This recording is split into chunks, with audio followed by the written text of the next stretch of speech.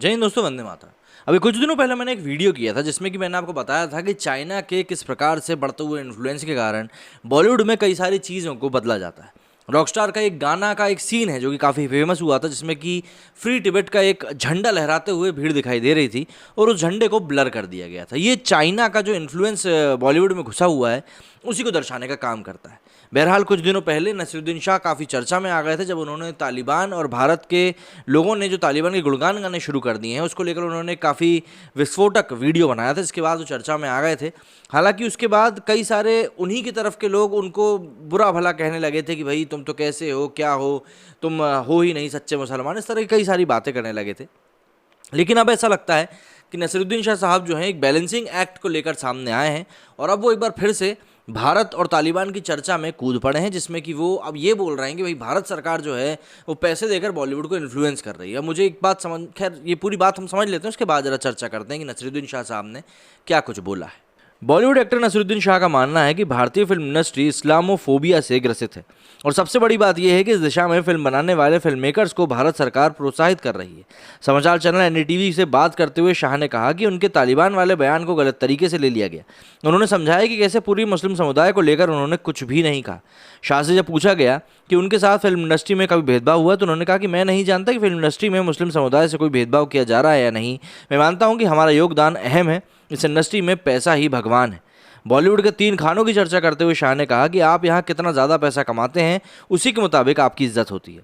आज भी इंडस्ट्री में 3 खान टॉप पर हैं, उन्हें चुनौती नहीं दी जा सकती और आज भी वे रिजल्ट दे रहे हैं। मैंने कभी भेदभाव जैसी बात को फील नहीं किया। मुझे अपने करियर की शुरुआत में ही नाम की सलाह दी गई थी, लेकिन मैंने अपना नाम बनाए रखा।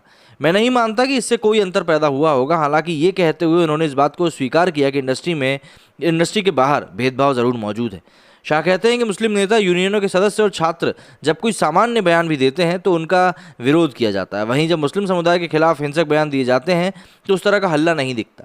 यही नहीं, उन्होंने कहा कि मुझे तो बॉम्बे टू कोलंबो और कोलंबो टू कराची की टिकट भी भेज दी गई थी। उन्होंने कहा कि कोई कट्टरता नहीं भी है, फिर भी फिल्म जगत में बदलाव आ रहे हैं। वे कहते हैं कि सरकार अपने समर्थन में फिल्में बनवाने के लिए उनको, मतलब फिल्म मेकर्स को समर्थन दे रही है, उन्हें प्रोत्साहित कर रही है, वित्त पोषित किया जा रहा है। अगर वे लोग प्रचार वाली फिल्मों भी बना रहे हैं तो उन्हें सीधे शब्दों में कहा जाए। उनके मुताबिक नाजी जर्मनी भी एक ऐसा ही प्रयास किया जाता था। जो फिल्म मेकर्स लाजवाब थे उन्हें इकट्ठा करके नाजी फिलॉसफी पर फिल्में बनाने को कहा गया। शाह ने कहा कि उनके पास पक्के सबूत नहीं हैं, लेकिन ये सब आजकल की फिल्में देखकर समझना लाजमी है। वे कहते हैं कि जिस तरह की बिग बजट की फिल्में आ रही हैं वो कट्टरवादी एजेंडे को नहीं छिपा सकती। अपने तालिबान वाले बयान पर उन्होंने कहा कि ये कोई साधारण समय नहीं है। इस तरह का माहौल बन गया है कि हर कोई नफरत फैलाने के लिए बस तैयार रहता है। लोग बुरा मानने को तैयार बैठे हैं। अगर वे लोग मेरा बयान सुनेंगे तो उन्हें पता चलेगा कि मैंने कुछ गलत नहीं कहा। उल्लेखनीय है कि कुछ दिनों पहले ही नसीरुद्दीन शाह ने तालिबान समर्थकों पर अपना बयान जारी किया था और अपनी वीडियो में उन्होंने कहा था कि हालांकि अफगानिस्तान तालिबान का फिर से हुकूमत पा लेना दुनिया भर के लिए फिक्र का एक विषय है, जिससे कम खतरनाक नहीं है हिंदुस्तानी मुसलमानों के कुछ तबकों का उन बहशियों की वापसी का जश्न मनाना।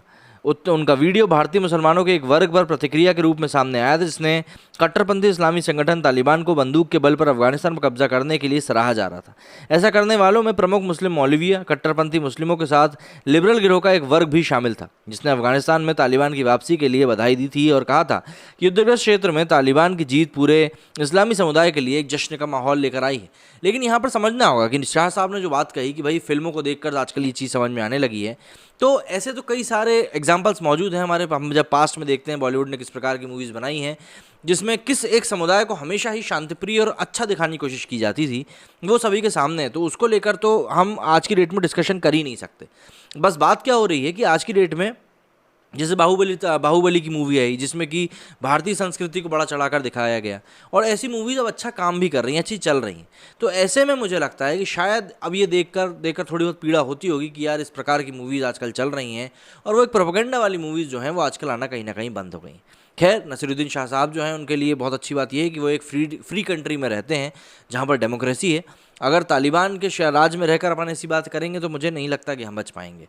तो अगर आप लोगों को कुछ कहना है तो भैया आपके लिए भी कमेंट बॉक्स खुला हुआ है, आप लोग भी बिल्कुल जाएं और कहें वहाँ पे अपनी बात। मेरे इस वीडियो में फिलहाल इतना ही। जय हिंद, जय भारत।